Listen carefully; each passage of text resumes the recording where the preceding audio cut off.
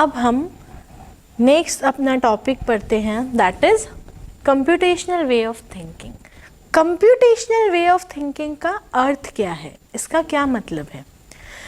देखिए, computational way of thinking का अर्थ है कि हम क्या करें, जो भी प्रॉब्लम हमको दी गई है या जो प्रॉब्लम स्टेटमेंट अपने सामने है, उस प्रॉब्लम को अपन छोटे छोटे स्टेप्स में डिवाइड करें और एक एक करके उसका सल्यूशन हम करते चले जाएं।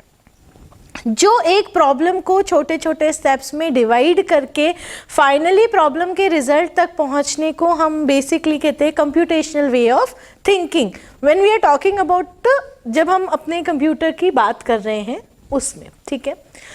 अब इसमें होता क्या है, सबसे पहले अपन को क्या करना है, जो भी स्टेटमेंट या कोई क्वेश्चन आपको दे रखा है कि इसके लिए अपन को एक कंप्यूटर का प्रोग्राम बनाना है, तो अपन क्या करेंगे सबसे पहले दी गई प्रॉब्लम को हम क्या करेंगे, सोचेंगे कि हम जो प्रॉब्लम है उसको किस तरह से सॉल्व कर सकते हैं।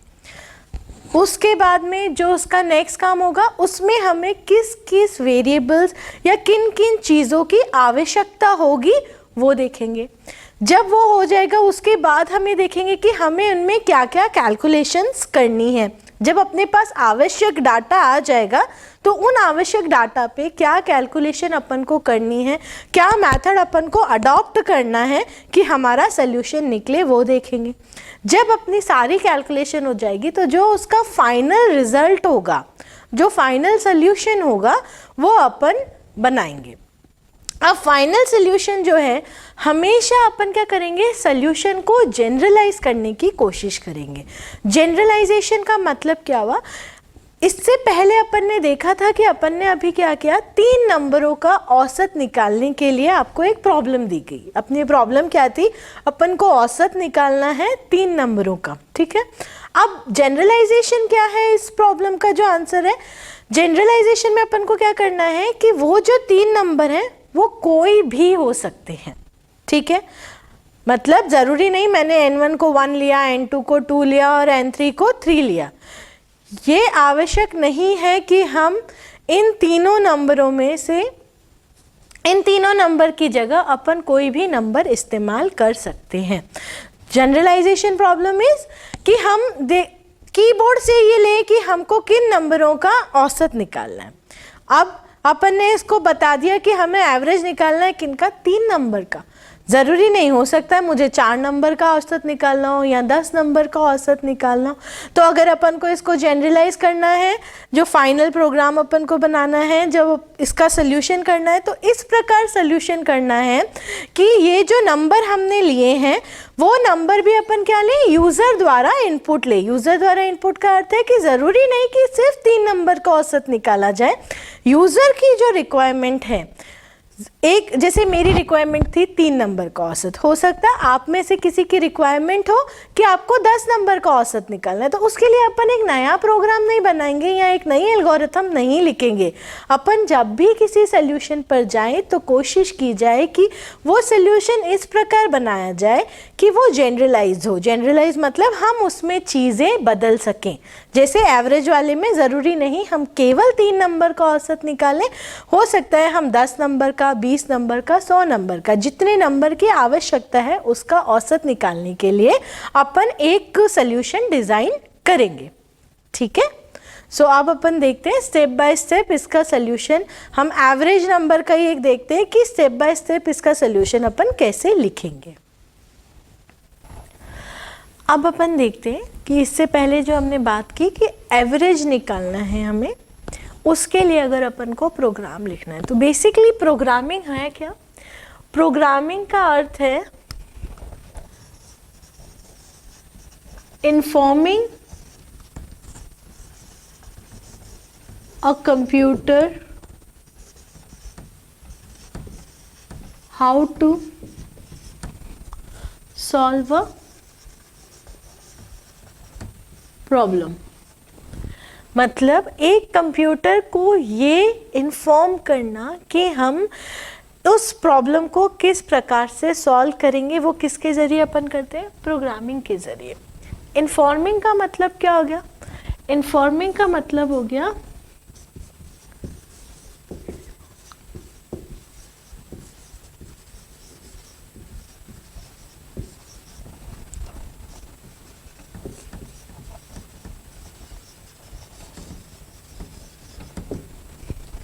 इन्फॉर्म करने का मतलब क्या हो गया? अगर हम कंप्यूटर भाषा में देखें तो इन्फॉर्म करने का मतलब क्या हो गया कि कंप्यूटर या मशीन मतलब कंप्यूटर, जहाँ पे भी मैं मशीन बोल रही हूँ इसका मतलब कंप्यूटर है, कंप्यूटर बोल रही हूँ मतलब मशीन है। तो जो भी मशीन है उसको इंस्ट्रक्शन देना मतलब तुम्हें पहले ये करना है, उसका नेक्स्ट स्टेप ये फॉलो करना है, फिर थर्ड नंबर स्टेप पे आना है, fourth number and so on. तो ये जो स्टेप वाइज हम दे रहे हैं दीज आर इंस्ट्रक्शन। तो प्रोग्रामिंग क्या कर रहे हैं हम? कंप्यूटर को ये बता रहे हैं कि कोई भी प्रॉब्लम को किस प्रकार से सॉल्व करना है। एक प्रॉब्लम के लिए एक प्रोग्राम लिख रहे हैं अपन। तो वो प्रोग्राम है क्या? बेसिकली उस प्रॉब्लम का सल्यूशन है स्टेप वाइज मेथड में। कुछ इंस्ट्रक्शंस अपन ने लिख रखे, उन इंस्ट्रक्शंस को स्टेप बाय स्टेप फॉलो करके कंप्यूटर द्वारा उस प्रॉब्लम का सल्यूशन दिया जाएगा। तो अब अपन देखते हैं प्रोग्राम क्या है।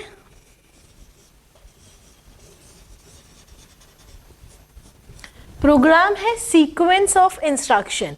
इंस्ट्रक्शन का क्या है? एक सीक्वेंस।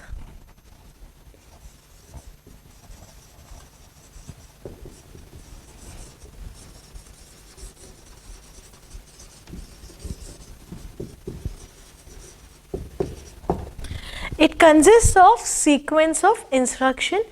इंस्ट्रक्शन मतलब हम उन्हें बोल रहे हैं कि अब ये करना है, ये करना है। ये जो स्टेप बाय स्टेप प्रोसेस है जो हम मशीन या कंप्यूटर को बता रहे हैं वो क्या कहलाएगा? अपना प्रोग्राम कहलाएगा। इससे पहले एक चीज़ आपको बताएं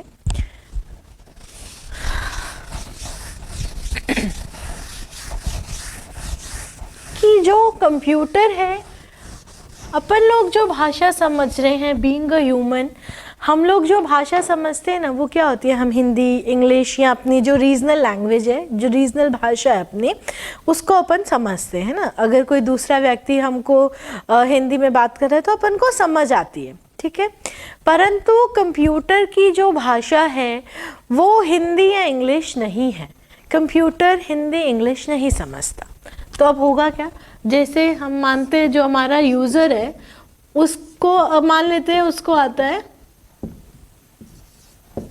अल्फ़ाबेट्स जो हैं उसको समझ में आते हैं, यानी इंग्लिश भाषा उसको समझ में आती है। बीइंग अ ह्यूमन, अगर मुझे कंप्यूटर से इंटरेक्ट करना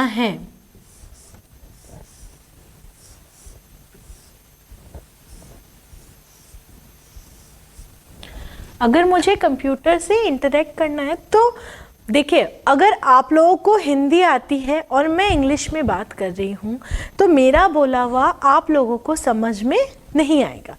वो चीज़ आपको समझ नहीं आ रही क्योंकि इंग्लिश आपकी भाषा नहीं है। उसी प्रकार से हम जो भी भाषा यूज़ करें, चाहे वो हिंदी हो, इंग्लिश हो, संस्कृत हो, कुड भी एनी लैंग्वेज, जो भी भाषा अपन काम में ले रहे हैं वो भाषा इस मशीन को समझ नहीं आती। इस मशीन को जो समझ आती है वो भाषा क्या होती है? 1-0 के फॉर्म में होती है, यानी कुछ ऐसा लिखा हुआ इसको समझ आएगा, ठीक है। ये जो भाषा है इसे अपन मशीनी भाषा कहते हैं। हम जो काम ले रहे हैं वो अपनी भाषा है, ठीक है। तो अब इंग्लिश को अपन को क्या करना पड़ेगा? अगर इसको समझाना है तो इस भाषा को अपन को क्या करना पड़ेगा? अपन को ये भाषा कहीं डालनी पड़ेगी। किस में डालनी पड़ेगी? इस चीज़ को कहते हैं अपन ट्रांसलेटर।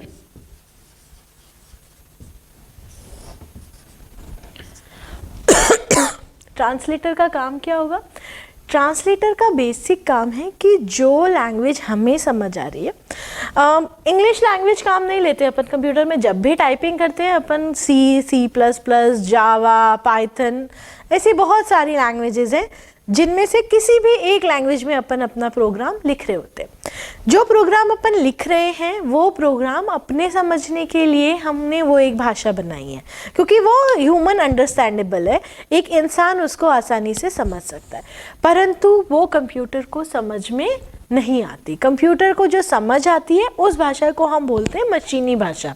और जो ये C++, जावा, ये सब होती हैं high level languages. High level मतलब जो हमें समझ आ रही है, जो इंसानों के ज़्यादा करीब है, ठीक है। लेवल बनाया गया इंसान के ज़्यादा करीब है, दैट इज़ हाई। जो मशीन के करीब है वो लो लेवल। लो लेवल मतलब इसके लेवल पर है वो भाषा। तो जो अपन लिख रहे हैं वो इसको समझ नहीं आ रहा, तो अपन क्या करेंगे, जो अपन लिख रहे हैं उसको किस में बदलेंगे, मशीनी भाषा में बदलेंगे, उस भाषा में बदलेंगे जिस भाषा में कंप्यूटर को समझ आता है। हमारी मशीन जो अपन काम ले रहे हैं उस मशीन को जो भाषा समझ आती है उसमें अपन क्या करेंगे, उसको बदलेंगे। तो वो चीज़ कहलाती है ट्रांसलेटर।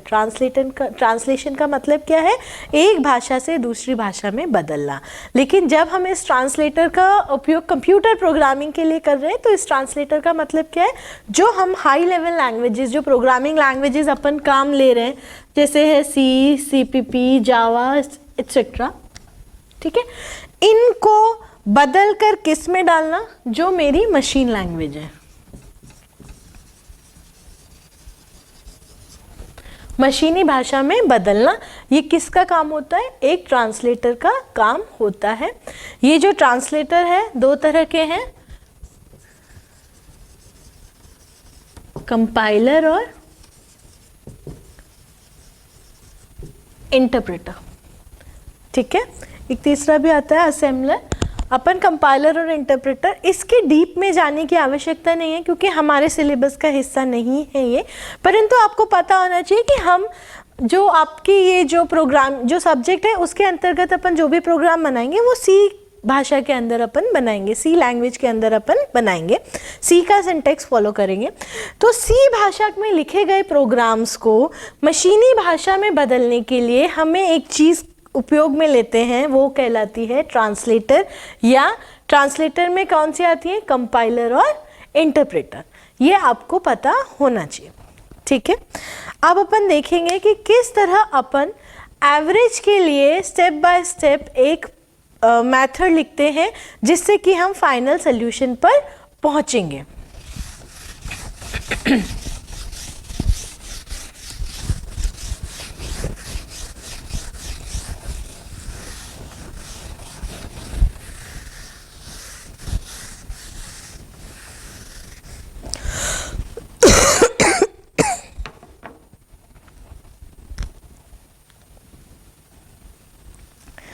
अब अपन लिखते हैं, हमें क्या करना है, एवरेज निकालना है। जो पहली क्लास का प्रॉब्लम था अपन वही उठाते, सबसे बेसिक प्रॉब्लम, कि अपन को कैसे एक प्रॉब्लम को सॉल्यूशन में तब्दील करने के लिए कैसे उसको एक स्टेप दो स्टेप में कन्वर्ट करना है, ये अपन देखेंगे। तो अपना पहला प्रोग्राम क्या था, एवरेज निकालना है। कितने नंबर का, 3 नंबर्स का एवरेज अपन को, 3 नंबर का एवरेज निकालना था, ठीक है। जब आपको 3 नंबरों का क्या निकालना है, एवरेज निकालना है, तो सबसे पहली चीज़ जो आवश्यक है, सबसे पहला काम क्या था, अपन को कंप्यूटेशनल थिंकिंग में अपन ने क्या देखा, हमको डाटा इकट्ठा करना। सबसे पहले तो अपन ने ये प्रॉब्लम समझी कि क्या करना है, इस प्रॉब्लम का मतलब क्या है, औसत निकालना है दिए गए किन्हीं 3 नंबरों का, ठीक है। तो अब उसके बाद अपन को क्या चाहिए, वो डाटा चाहिए। डाटा में यहाँ इस प्रॉब्लम के लिए कौन सा डाटा होगा, हमें क्या चाहिए, वो 3 नंबर चाहिए। बिना उन 3 नंबर्स के आप औसत किसका निकालोगे। तो सबसे पहली जो रिक्वायरमेंट है मेरी वो क्या हो जाएगी, 3 नंबर। पहले वाला नंबर अपन ले लेते 3, फिर दूसरा क्या चाहिए, 4, और ले लेते हैं वापस 3, ठीक है। तो यानी पहला काम जो मुझे करना है वो क्या करना है, गेट फर्स्ट नंबर। दूसरा क्या हो गया स्टेप इसमें, गेट सेकंड नंबर। और तीसरा क्या हो गया, gate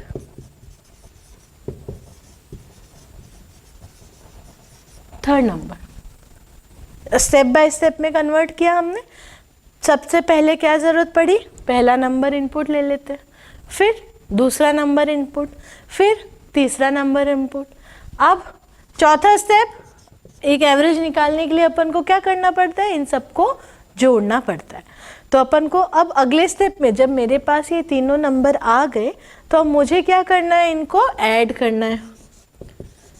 add all the 3 numbers, तीनों नंबरों को जोड़ दी।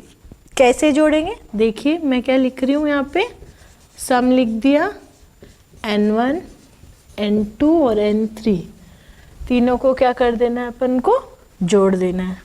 अब अपन जोड़ते हैं, 3 + 4 + 3, 4 5 6 7 8 9 10, ठीक है। नेक्स्ट स्टेप क्या हो गया मेरा, पांचवा स्टेप क्या हो गया, डिवाइड बाय 3। 3 से क्यों भाग दे रहे हैं, क्योंकि अपन को कितने नंबर का औसत निकालना है, दिए गए 3 नंबरों का औसत निकालना है। तो अपना सबसे पहले काम क्या हो गया, नंबर ले लिए, उनको जोड़ लिया, जोड़ने के बाद अब उनको अपन को क्या देना है, भाग देना है। तो अपना फाइनल रिजल्ट कितना हो गया, जो रिजल्ट आएगा वो क्या हो जाएगा, 10 / 3, that comes some 3.33 and onwards, ठीक है। तो ये अपना क्या हो जाएगा, रिजल्ट हो जाएगा। अब ये देखिए, आपने एक छोटा सा प्रॉब्लम थी अपने पास में कि 3 नंबर का अपन को क्या करना था, एवरेज निकालना था। उस छोटी सी प्रॉब्लम को अपन ने एक एक छोटे छोटे स्टेप्स में लिखकर, ये जो स्टेप्स हैं ये किसको फॉलो करने हैं, कंप्यूटर को फॉलो करने। ये जो मैंने भाषा लिखी है ये मेरी अपनी भाषा है, मैंने अपनी भाषा लिखी है कि मुझे किस तरह से समझ आ रहा है, ठीक है। तो ये कंप्यूटर का प्रोग्राम नहीं है। कंप्यूटर का प्रोग्राम किस भाषा में लिखा जाएगा, C++, जो डिफाइंड लैंग्वेजेस हैं। ये एक रॉ लेमन लैंग्वेज है। लेमन का मतलब जिस भाषा में मुझे समझ आया मैंने उस भाषा में लिख दिया, लेकिन इन स्टेप्स को पढ़ने वाले को ये ज़रूर समझ आएगा कि इस प्रोग्राम को अगर मुझे C भाषा में लिखना है तो मुझे क्या क्या करना पड़ेगा, ठीक है। नेक्स्ट क्लास में अपन इसी प्रोग्राम को C भाषा में लिखेंगे और अपना जो C का कंपाइलर है उसमें क्या क्या ऑप्शंस अवेलेबल हैं अपने पास में उसको देखेंगे। Thank you.